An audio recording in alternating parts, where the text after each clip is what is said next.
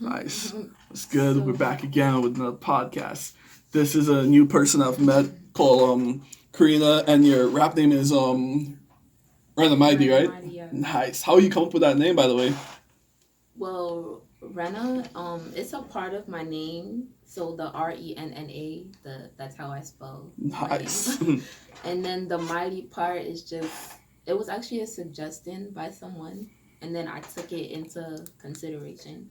Nice. That sounds pretty badass. Yeah. So, how long have you been doing music for? Um, I would say since like 16, but I didn't take it serious until like 18. Nice. Yeah. And how did you get into music in the first place? I have an older brother that does music. No way. Yeah. And like I seen what he does, and then I'm like, like I know I can sing, so I just started like writing lyrics and keeping them in a little diary at home. Nice. Yeah. And also I used to do chorus in school, so that helps me like with my singing vocals and stuff. It's pretty badass. So, what made you like take it more serious? Um, hmm. Well, I knew that I have a talent for it, but taking it more serious. Hmm. Like when I got more comfortable with it, like when I started performing more and I felt like I liked it, like when I started doing chorus shows and church shows and things like that, like I seen that, okay, this could be something for me to take to the next level. Nice. That's pretty badass. Like how I did, right? I had like almost no musical background. So when I started like doing music, that was after like I graduated. And then while I was home, I was watching like Rhapsody. And like by then I was already doing poems, but when I saw like what's going on in Rhapsody, I was like, yo, this is kind of cool. Maybe I should try it. And I sucked at first, but like the more I keep doing it, the more fun I had. And like eventually when I turned like 21, that's when I started taking it more seriously. So what was the first song you ever wrote? The first song I ever wrote was it was actually a voicemail that I left on my phone for when people call me, and I just left a voicemail there. It was on the You're a Jerk beat. I can't even remember the lyrics, but it was so hilarious. And people were like, yo, what the hell are you doing? I kept it there. And then I kept like every month I used to like make different rap voicemails. So when people call me, it's a different voicemail, and people were laughing at first, and then like after a while, they started taking me more seriously because I was being creative with it. I was like, "Yo, come on, leave me a message. I'm not here right now. Yeah, get the message." Yeah. Like, they would just call you just to hear the voicemail. Yeah. And that's why I built a local buzz too, because in Trinidad, right, I used to be much bigger, and I'd go in by a different name. So I used to be on chat rooms all the time. I used to give people my number. And then when they call me, I would intentionally disconnect the call so they could go to the voicemail. And then like I'll see like a voicemail being like, yo, what the hell? I didn't know you could rap this good. And then I gained like a huge following like because of that. I would probably follow you too. Like if the voicemail was funny and it sounded good, I'm like, who is this person? Especially if I'm calling for the first time. Oh man. So like who are the artists that you look up to as a rapper, right? Yeah. I look up to like my list is kinda underrated, but I look up to Childish Gambino, On Q, West Period, Alex Wiley, like oh man, these guys are amazing. Like everybody knows Childish Gambino, but not many others know like the other guys. Yeah, I gotta look that up. Right. On Q is amazing because he's like one of the first few rappers I ever listened to differently. Like, what made Childish Gambino and guys like Drake so amazing, right?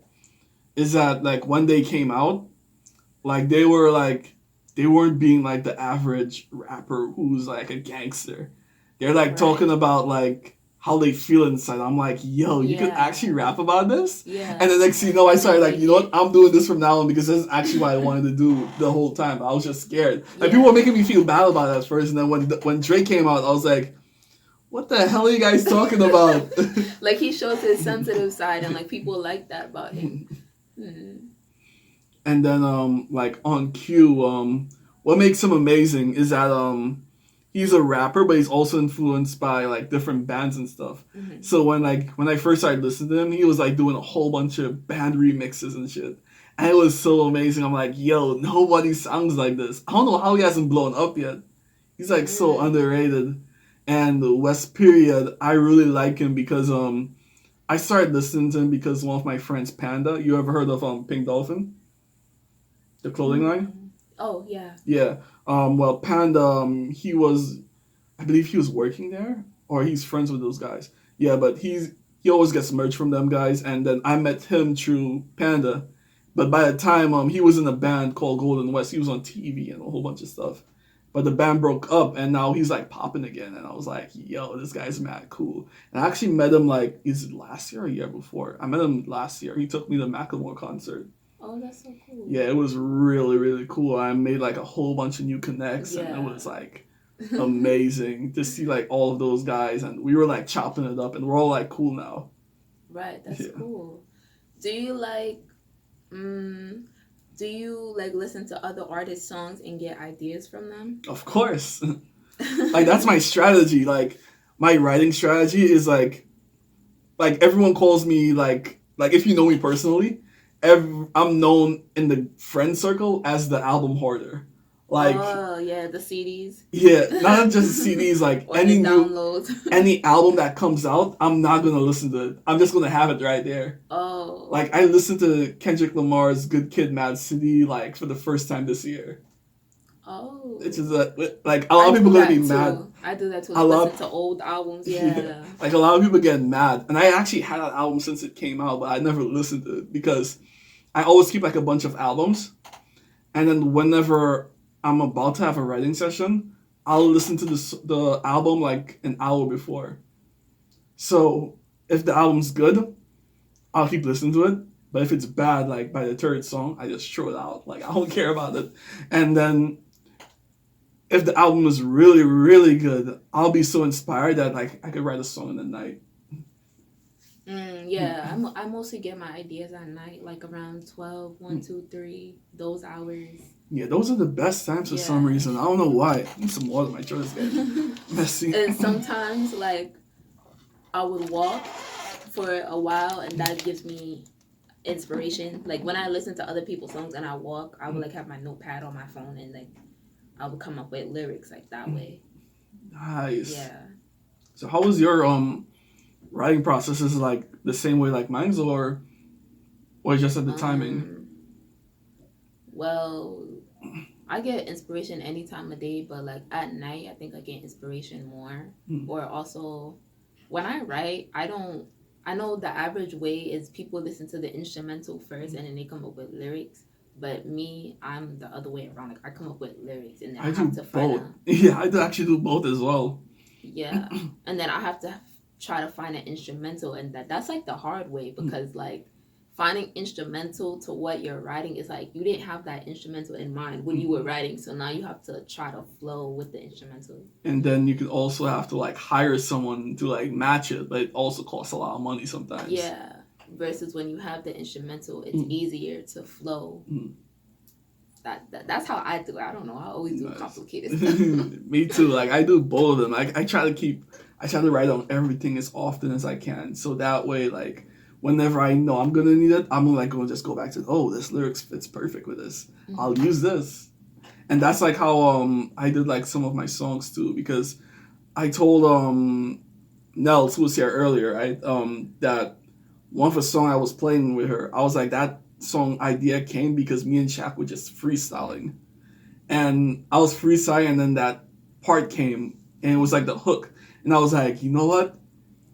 I'm writing this down right now before I forget because I know this is going to be a great song. And yeah, that happens. And like when she heard the song, it was like, yo, you made the best decision. This song is amazing. And I'm so hyped about it now because like one of my goals right now is to make 30 songs.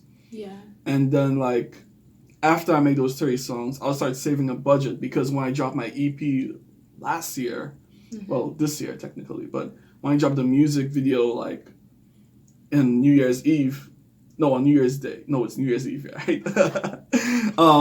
It was the first time I actually like promoted my music properly. Like I had a budget, and the song did like over, is it 20 something or 50K on Facebook. It's on 5K on Spotify, Apple Music. I can't remember the numbers, but it was like really, really like the first time I ever like gotten like this much support and constant support for my music in a long time. Do you do like, how long would you say is a good promotion for a song? 3 months. 3 months? Yep. Like I learned that part recently too, that in order for your song to like to know if your song is gonna blow up or not, you have to like promote it for 3 months straight. And depending on how it goes, if the song pops off, you promote that song for the rest of the year. For the rest of the year. Yeah. But if it don't pop off, you can promote a different song for 3 months. Right. That's why I'm making the 30 songs. So like I could do it back to back to back, and whatever song pops off, it'll be the one I promote for the year. Like this is why you see people like Lil Nas X when Old Town Road came out. That song was on rotation for like a couple months to a year, and then he dropped the EP. Months, yeah. So you would recommend singles? Yeah. Instead of EPs? Yeah, EPs are much harder to like promote. Yeah. Because you gotta promote each individual song. Or you could promote the project, but not everyone like to listen to projects. Like they will listen to a single, and then like if they really like the single, then they'll listen to the project themselves. Mm-hmm. Yeah. Because I was thinking to do a promotion like release 3 singles and then see where those 3 singles go and then like continue to release from there, like maybe 2 singles like 4 months later or something like that. Yeah. Just to build up a fan base and a following and things like that. Yeah, and that's crazy too, because like when you promote one single, you actually grow a fan base. Because when I promoted Controlled, right, on Facebook, I had like almost 200 followers. Now I'm almost 500 followers because of that promotion. And it's like I promoted to my hometown, so when they saw it, like, is it Trinidadian rapper, they were like so hype, and they were like quick to come on and like they're gonna be hype. Yeah. You know, the Caribbeans add flavor. Right. So who do you look up to? Who's your inspirations? I like SZA for like different reasons. Like I like her flow. Like it's calm. Like it's everybody can sing to it. You know, it's not hype. But I also like a different range of like Rihanna. Like I like her style. You know, fashion style, music style. I like her. Yeah, she's awesome. Yeah. Wait, is Shaq here? I think he's here. Call him on his phone. Let's see, did it pause? I hope it didn't pause. Yeah. Oh, did it? Oh, yeah, it did. Okay, we'll put it back on. Damn it. Yeah, the video paused. Damn. Call Shaq and see if where he's at.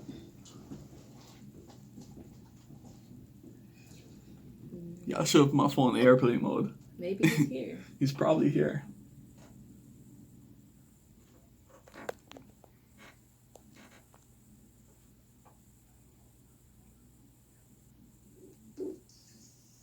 Hello? Yo, where are you? I'm outside your door. Oh, damn. Give me a sec.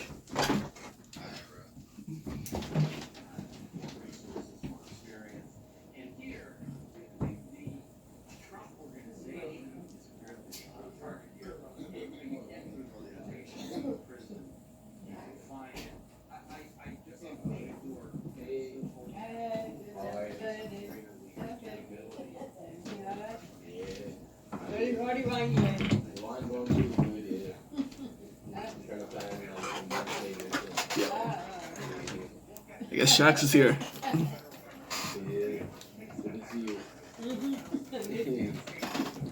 Yo, welcome, Shaq. Thank you. Welcome again to the podcast. The podcast. You interrupted it. Doing the podcast? Yeah, you interrupted it, but you interrupted it when you called, so I guess you could be on it. So right here. Okay. What are the topics of discussion? We're talking a whole bunch of stuff. But yeah, what was your inspirations again? Well, I like SZA, her, sometimes Summer Walker. Who else? I also like old time artists like Mary J. Blige and like Yeah. old school artists. Me too. Yeah. Nice. Which one's your favorite? Like, I don't know. There's so many old school ones I still listen to this day. Like Spice Girls, they're still fire. I don't care what nobody say. Yeah. Yeah. TLC. TLC. Stuff like that. They give you a different vibe when you listen to Yeah, I them. know, right? I feel so bad for TLC too because they had like what TLC went through is like one of my worst fears in doing the music. That is to sign a bad record deal because they were getting fucked. Like they were getting fucked over. Like they signed a record deal and they got basically no money. They sold like millions and millions of records and they're broke. Like why? That happens to a lot of people because it's all in the contract. Like everything that you do is in the contract, but sometimes people don't read thoroughly. They They don't. don't understand. They get excited about the money. Like that $1 million deal. That shit's not that important. Like that's a loan anyway. Yeah, it's a loan, and like some people don't like hire a good lawyer to like defend them. Sometimes that could be the case too. Yeah, and Like, they don't have their own lawyer or a budget for a lawyer to like know how to budget their money or to know when somebody's like scamming them, I guess, or cheating them out their money. Yeah, I remember like seeing like a whole bunch of like I saw a documentary. It was like I think it was on YouTube with BET and they were talking about like who tried to screw them over and it was like a whole bunch of shit. This is why a lot of artists like rather be independent now because labels like all they want to do is rape and take your money. Like like that's true. Like you could basically do it yourself. Like there's no more gatekeepers now. Now that doesn't mean like record labels are bad because the only benefit for a record label to me is because they have the money. Like if you're with a record label, you don't have to spend any money on promotion. They'll do it. But if it's by yourself, you have to do everything. And some people think because they're independent that they won't have to like do the promotion. Like, you have to do it. Like, if you don't do it, like you'll just be at the bottom with everyone else who's doing the same thing. Yeah, that's true. Like the record labels take a percentage out of everything you earn, and even though like they're spending the money on you gotta pay them back. Yeah, pay them back. Yeah. And what else? Plus, they probably feel like if they're independent, they won't get as much support. Or like people won't know them, or it'll take longer for them to rise. I guess that could be the case. No, but you can still make good money as a big independent artist. Like Chance the Rapper. I don't know if he's still independent, but I know he was. He was getting backings like from Apple Music, right? I think so. Yeah, he was getting backed by Apple Music, which is pretty cool. But also like when you get signed, like if you get like $1 million deal, you're not gonna get paid from your music until you recoup the $1 million back, and that was like so messed up. And now like it's to the point where they're doing 360 deals, so now they're making money off your music, your merch, your tours, everything. And I wouldn't recommend that to anybody. Like not my merch. Like if I'm making the merch myself, hell no, you're not getting a cut out of that. Yeah. They don't deserve a cut. They didn't help you make the merch. I know, right? Yeah. But if I ever sign a record deal, I'll probably do the same thing Ludacris did. You know what he did, right? If I remember correctly, he signed a record deal, but he didn't take no advance money. So he had no money to like pay back, so he's just getting money right after his sales. So you already know what's happening. He got rich off of that shit real quick. Yeah. I remember, was it, who was it? I'm trying to think.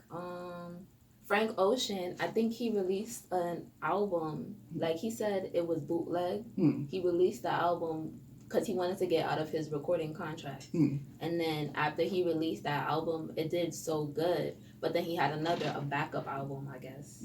So he released the bootleg album to get out of his contract. So I guess now he's independent, and then he has another album that's actually even better. Nice. So you know what I'm talking about? Yeah. Yeah. Is it the Ultra one or something else? I think it's Ultra. Yeah.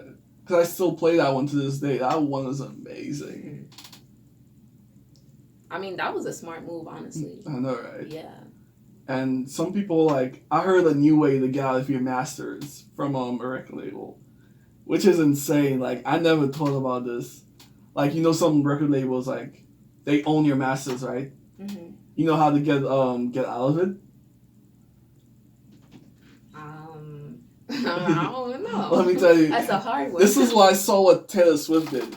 When she couldn't get back in masters, she decided to re-record all of her songs.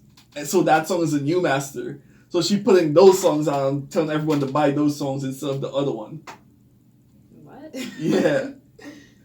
That's crazy. Yeah, she beat the label just by doing that. And I was like, yo, that is wild. That is wild because they can't do anything about it because this is a new master. Like, that's not the same master. Yeah, yeah. So she re-recorded the same song. Yeah, all of her songs. Oh, that's smart. That's smart. And then she had to like put a different USC code, ISRC code, and stuff like that. Yeah, probably. Yeah. So she could get the revenue and stuff. Yeah. Yo, Shaq, what's good? Not much, chilling. Nice. Good.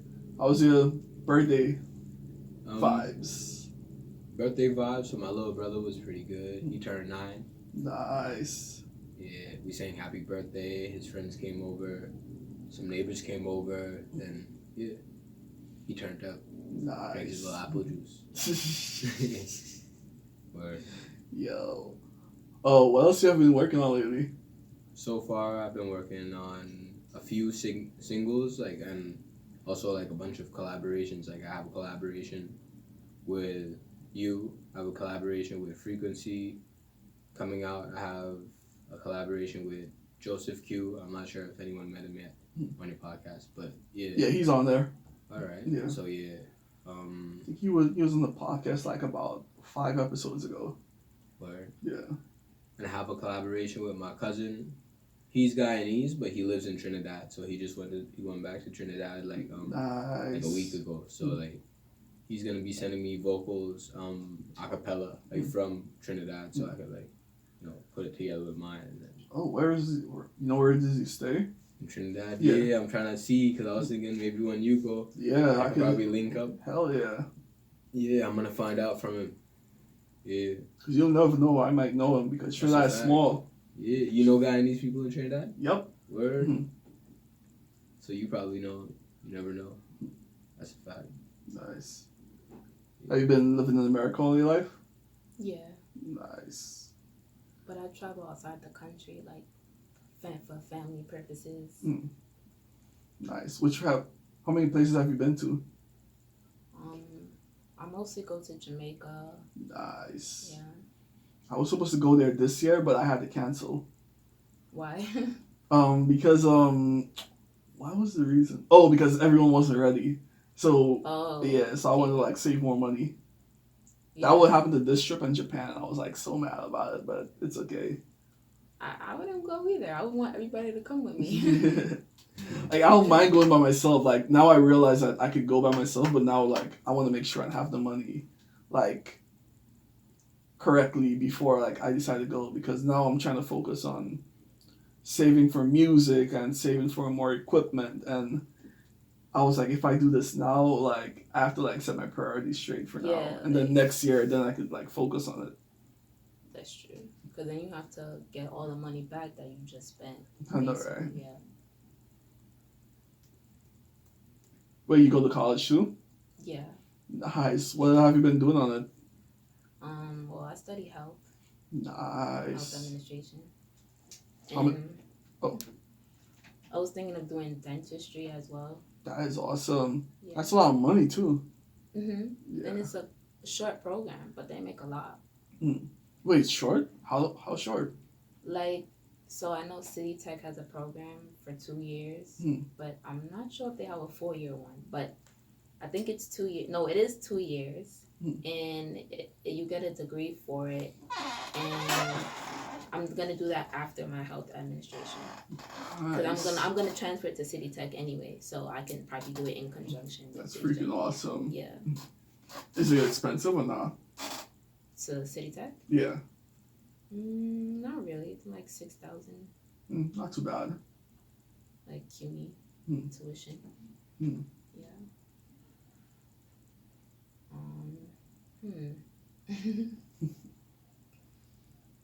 Yo, the summer is already over. I felt like it went so fast. Yeah. To be honest. It did, Yeah. honestly. I'm not even excited for the winter. Like, We got 10 more days. 10 more days of summer. fuck. Just a countdown. Yo. Like so the bad. weather gets hot and then it gets like rainy and cold, then it goes back hot. After the Labor Day, it was done. Yeah, Labor Day was insane. Rain was like falling. Yeah. And I was home, so I didn't even care. That was crazy. They turned Labor Day into Wet Fest, like literally. Yeah, literally, people didn't give a shit. They Yeah, still we were went still out. out there walking down the parkway and everything, but I was working, so yeah, I didn't get to participate. Nice. Yeah. That's crazy. You know what's crazy? Like, was it a couple of days before? I almost like did acid for the first time, and I was like, yo. Yeah. Like, I was scared, so I didn't even want to do that shit. I wanted nothing to do with it because I was like, I have no idea what this does. Like, I've heard like what it does, but I don't want to like have a bad trip my first time and then end up turning so bad that something bad happens to me. Yeah. And I was so scared. I was like, hell no. Nice. So are you working on any albums? I'm working on singles. Like, I'm gonna probably try to release 3 singles and just work on those. Like, like 4-month promotions, stuff like that. But like release probably like a documentary in the meantime to like have people expecting, like, when you want people to expect more from you, or you just want them to be engaged, I guess, to be consistent. So I was just gonna release 3 singles and then like do 4-month promotions, stuff like that, see which one does the best, and then release more music like that. But I know that not everyone has to like all my music I release. I'm still gonna release it anyway, but like I'll have an idea of what people want to hear from me more. Yeah. That's freaking awesome. That's a good strategy. Nice. Yeah, because I didn't want to release only 1 single and then I don't have anything to perform. So I feel like 3 singles is better. Nice. Yeah, or even 2. Oh yeah, and how often do you perform? So I do like open mics because I have 1 song out but only on SoundCloud. So I'm gonna do like a re-release. And then when I do that, that's when I'm going to start performing my own music. Because sometimes I don't like doing cover songs. I want people to see what I got. So that's why I perform like every 2 months or so. Sometimes I go to other performances, like buy those Eventbrite tickets. Nice. They give me ideas. Yeah. But when I release my original music, I'm going to do way more. Yeah. Nice. So my new strategy for like shows, right? So I used to do open mics more often, but like when I did like my second showcase. When I did my second showcase, right? This time they made us like sell tickets, right? So you'll get a cut. And when I went to the showcase, like I was the only guy who actually sold tickets. And you only had to settle like 10, and I sold like all 10. And then like when I saw like what was happening, I was like, wait a second.